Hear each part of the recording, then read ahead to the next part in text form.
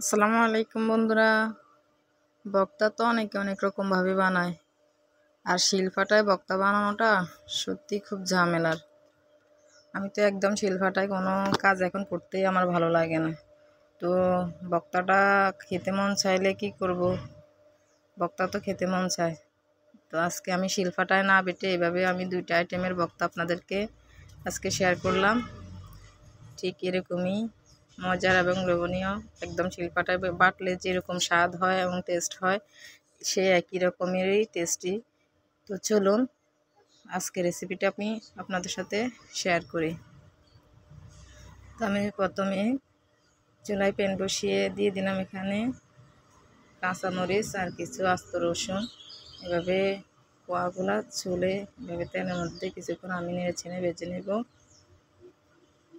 এগুলো কিন্তু একদম শুকিয়ে শুকিয়ে ভাজা যাবে না, এগুলো যাতে নরম থাকে ওই হিসাবে ভাজতে হবে আপনার। ভাজতে ভাজতে দেখবেন এক পর্যায়ে এগুলো তেলের মধ্যে ভাজলে আপনার এগুলো নরম হয়ে আসবে, আবার ভাজাও হবে, নরমও হবে আবার ভাজাও হবে। তো এই বক্তার মধ্যে আমি মাছের এখানে কিছু মাছ একটা বানাবো মাছের বক্তা, মাছ আলু দিয়ে, আর একটা বানাবো আমি টমেটো দিয়ে। তো টমেটোর বক্তাটাতে অবশ্যই আপনার শুকনো মরিচ হলে খুব ভালো হয়। তো আমার শুকনো মরিচটা ছিল না, তাই আমি আজকে কাঁচামরিচ দিয়ে বক্তাটা করব। তো আমি আবার চুলায় একটু অল্প একটু তেল ছড়িয়ে দিলাম, দিয়ে আমি এখন মাছটা ভেজে নেব। মানে ছোট ছোট তেলাপি মাছ ছিল, তো ওই মাছটাই নিয়েছি আমি আজকে। মাছটা পিটে পিট করে ভেজে নেব। এখন এর সাথে এক সাইডে দিয়ে আমি দিয়ে দিচ্ছি এই যে টমেটোটাও এভাবে মাঝখান থেকে কেটে নেবেন। নিয়ে এভাবে যদি উল্টে পাল্টে আপনার টমেটোটার পানিটা নিয়ে আর যে ভালো করে মানে পিটো পিট একটু দাগ দাগ মানে পোড়া পোড়া করে যদি আপনি ভেজে নেন, তারপরে টমেটোর এই ভর্তাটা খেতেও খুব স্বাদ হয়, খুব টেস্টি লাগে। তো আমি এই যে দিয়ে দিচ্ছি, এক সাইডে দিলাম মাছটা আর এক সাইডে কিছু টমেটো দিয়ে দিচ্ছি অল্প করে, একসাথে ভাজা হবে আমার দুটোই। আমি উল্টে পাল্টে নিচ্ছি, নিয়ে এভাবে ভেজে নেব।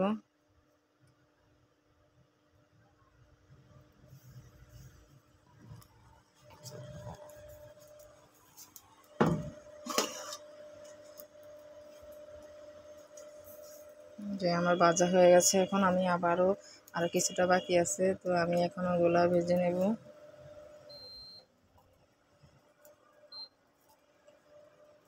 এখন দিয়ে দিচ্ছি আমি যে আলু দেব, মাছের যে ভর্তাটা বানাবো ওটার সাথে আমি কিছুটা আলু অ্যাড করব। তো আমি এই যে সাইজ করে আলুগুলো কেটে নিয়েছি।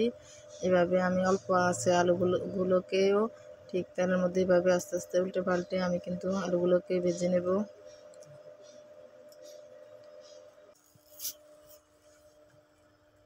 তো এই যে দেখছেন আমার ভেজে নিয়েছি, অল্প আছে ভালো করে পানিটা টেনে নিয়েছি টমেটোর।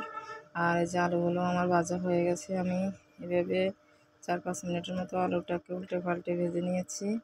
আর টমেটোটাকেও আমার এই যে ভাজা হয়ে গেছে।